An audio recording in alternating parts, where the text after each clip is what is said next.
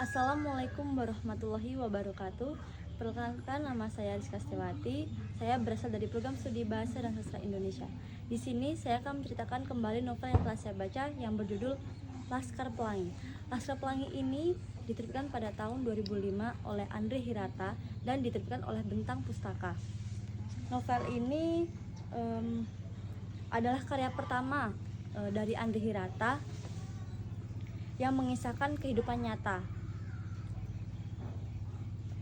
Novel ini terjadi pada tahun 1974,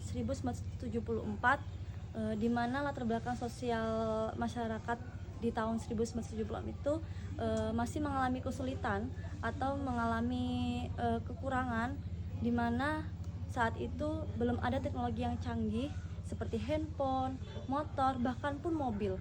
Berbeda sekali dengan zaman yang telah kita lalui saat ini. Teknologi sudah semakin canggih, semua serba ada, bahkan pesawat pun sudah ada di tahun sekarang. Latar belakang pengarang ini yaitu Andre Hirata yang lahir di Pulau Bangka Belitung pada tanggal 24 Oktober 1967. Andre Hirata adalah anak yang dilahirkan oleh kedua orang tuanya yang sayang sekali dengan Andre Hirata. Andre Hirata adalah nama Andre Hirata diambil oleh orang tuanya dan mengalami perubahan nama selama 7 kali, dan pada akhirnya diberikan nama Andre Hirata, di mana nama Andre itu diambil oleh ayahnya dan nama Hirata itu diambil oleh ibunya. Andre Hirata dan kedua orang tuanya beserta teman-temannya tinggal di sebuah pulau yang dekat dengan pertambangan timah yang sekarang itu menjadi PT Tambang TBK, di mana masyarakat di sana berbanding kebalik dengan masyarakat di sekitar sana yang tinggal di dekat PT Timah tersebut. Karena pada saat itu masyarakat di sana sangat mengalami kekurangan, bahkan untuk makan saja susah sekali. Maka dari itu Ikal, di mana tokoh utama itu Ikal dan teman-temannya berusaha keras untuk menjunjung tinggi kependidikan, di mana dia mengambil hak atau menuntut hak Ikal bersama teman-temannya di sekolah. Saat itu di Pulau Belitung itu atau Desa Belitung itu hanya ada satu sekolah saja yang di sana, yaitu SD Muhammadiyah, di mana SD itu kurang memadai karena pemerintah di sana itu kurang memperhatikan sekolah itu. Padahal kan sekolah itu adalah sekolah satu-satunya di Pulau Belitung tersebut. Pendidikan di Sumatera Selatan sendiri kurang memperhatikan sekolah tersebut. Maka dari itu dinas pendidikan di Sumatera Selatan itu memberitahukan kepada pengurus-pengurus di sekolah itu, jikalau tidak ada 10 siswa yang mendaftarkan dirinya untuk bersekolah di sana, maka sekolah itu akan ditutup. Untung saja ada Pak Harfan dan Bu Mus di sekolah itu yang mengajar dengan belas kasihan dan belas sungkawan dari mereka. Karena Pak Harfan sendiri tidak mengharapkan imbalan sedikit pun dari pemerintah untuk mengajar di sekolah tersebut. Pak Harfan sendiri adalah orang yang berlatar belakang kurang mampu, bahkan dikatakan susah sekali untuk mencari uang. Padahal kan dia adalah seorang guru kan.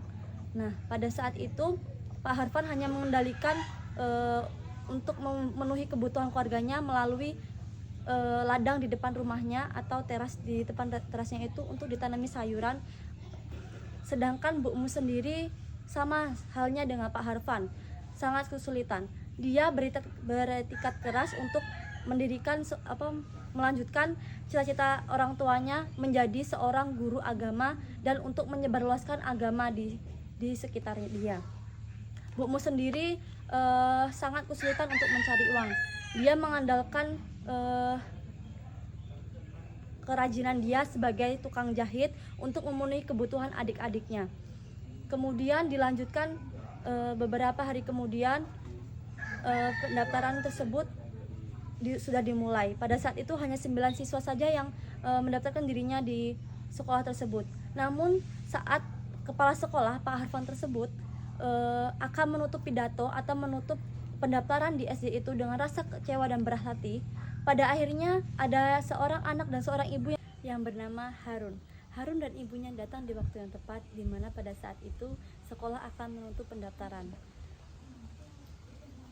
Ikal dan teman-temannya sangat bahagia sekali karena tempatnya untuk menuntut ilmu bersama teman-temannya tidak jadi dibubarkan. Waktu berlalu, pada saat itu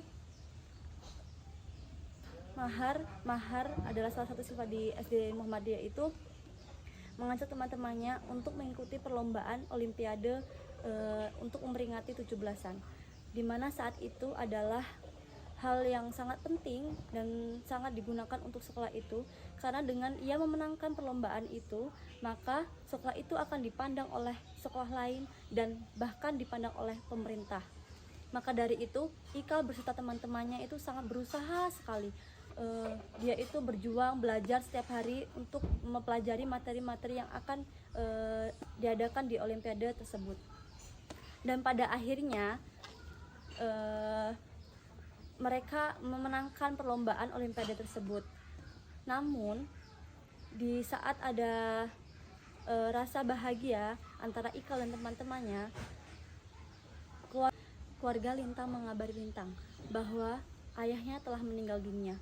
Lintang sangat bersedih sekali, bahkan teman-temannya juga merasakan kesedihan itu, karena pada saat itu juga orang tuanya melarang untuk bersekolah, dan ayahnya sendiri ingin Lintang itu membantu mencari pekerjaan untuk menambah masukan uang untuk memakan kesehari-hariannya.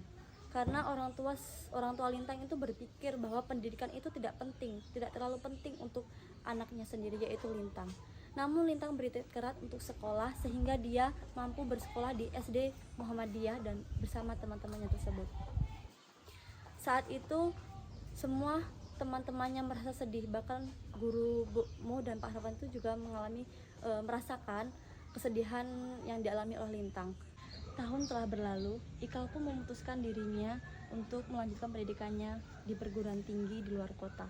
Dia bertekad untuk menjunjung tinggi atau merubah kehidupan keluarganya menjadi lebih baik. Kemudian setelah dia selesai pendidikannya, dia kembali lagi di Kampung Belitung itu. Dia menemui teman-temannya, masyarakat di sana. Masyarakat di sana merasa kaget bahwa seorang anak yang miskin, bahkan tidak mampu untuk makan saja, sudah berhasil menggapai cita-citanya di perguruan tinggi tersebut. Akhir cerita, di situ Bu Mus adalah seorang guru di sana, memberikan julukan untuk ke-10 anak tersebut menjadi Laskar Pelangi.